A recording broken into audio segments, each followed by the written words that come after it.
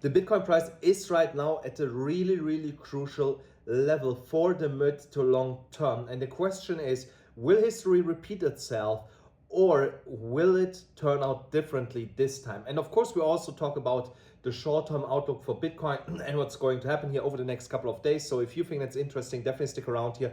Make sure that you're subscribed to the channel, like this video, and also activate the bell to never miss out on these important updates. And now let's directly get into today's content. Swallow or something, I'm still a little bit sick, guys, but I do my best to get here through this episode. So when we're looking here on the 12-hourly chart, we can see that Bitcoin is now sitting at this downward sloping resistance line, and that is coming down here. So Bitcoin has to make a decision in the next 24 hours, either to break through it and go to the upside, or reject, go to the downside, or what also could happen, and that might be the most confusing scenario for everyone, is that it goes sideways just out and goes neither up nor down. I believe that is a viable scenario until Thursday, when the CPI data coming out to tell us if we have more inflation or less inflation. But the forecast is showing right now that we should have more inflation, and if that is the case, then we should be prepared for a move to the downside.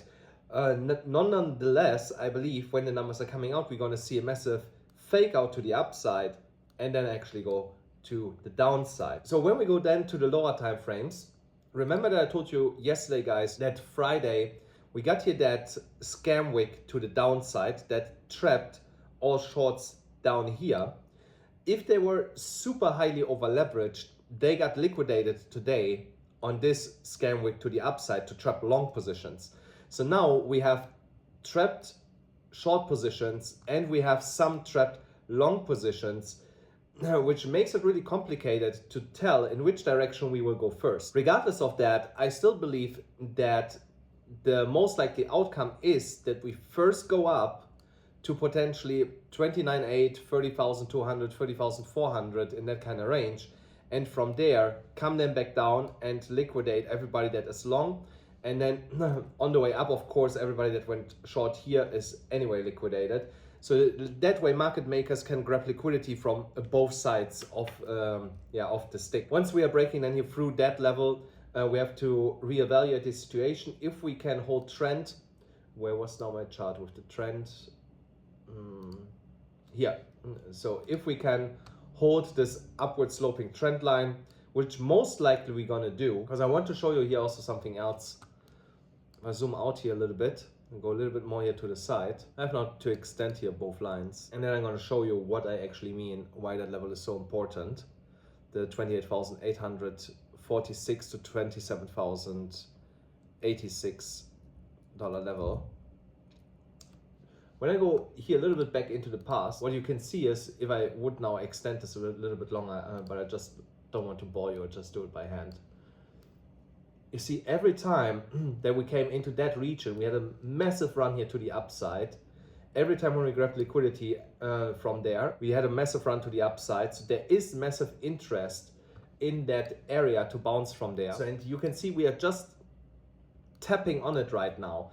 So every move here lower into that key area is for me a potential bounce trade to the upside, because I don't believe that we're going to lose that area right now.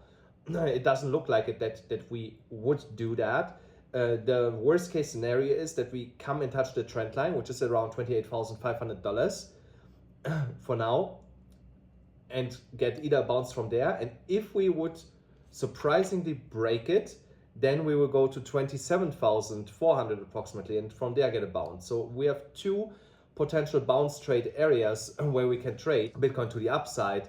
And I say it again, for me it doesn't make sense to short here for a couple $100 if I can have a bounce trade with potential a couple $1,000 to the upside for the opportunity to come to me than trying to chase the opportunity here. And now let's get into the midterm.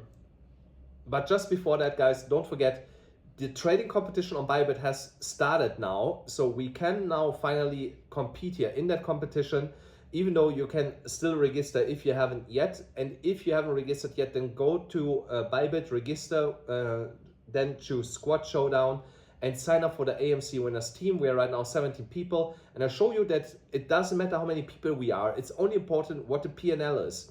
Look, here's one team with 11 people in it, but they have 20% as squad P&L, and they get already $132,000 if they can hold their position.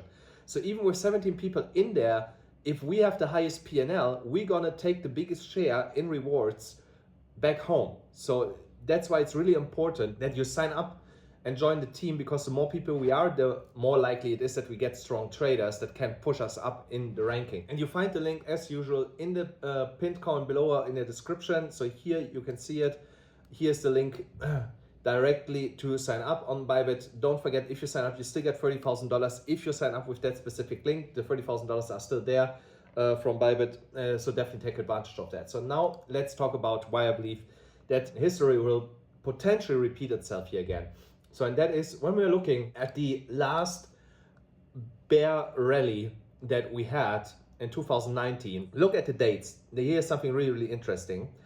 Around January 2019, the rally started and went here into a local top, and then we were slowly declining. So now look again, where's the local top? The local top came in July in 2019. So, and then we had almost a year of decline, and of course we had the COVID dump. So if you cut out the COVID dump, let's say we cut this out here, so we can cut out like 3 months out of that. And so that's what I would say, because we had COVID and that ruined everything a little bit. Come on. So that should be done around like May. So that should be the normal period. So I just cut out here the whole COVID part, and let's say we would have continued like this. So, but the dates are the important factor here. Here we started this whole run again at the beginning of January, and we have potentially hit a local top again in July. So if history would repeat itself, or at least rhyme a little bit, then we would see a further decline here. So we would potentially get next month a small up, then again couple weeks down, then up, couple weeks down, up, couple weeks down, and then we bottom out, and then we finally go up.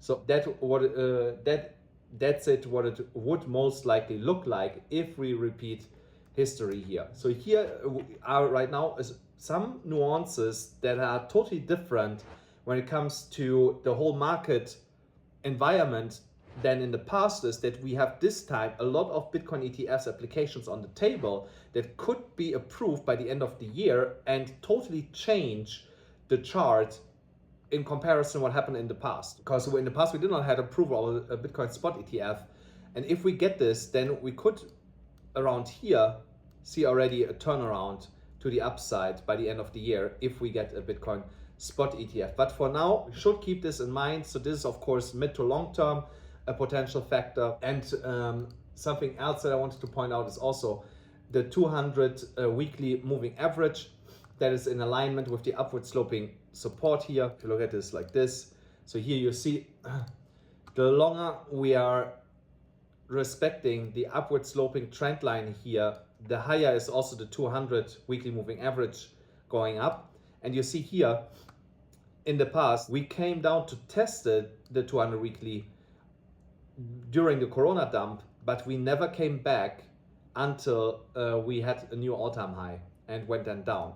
So here in that scenario, I also bet that the lowest point on the way down will be a touch of the 200 weekly moving average, and then continuously potentially up. Guys, that's it for today's episode already. I hope you enjoyed it. Please make sure that you smash the like button, hit the subscribe button, hit the notification button, and I'll see you then again tomorrow.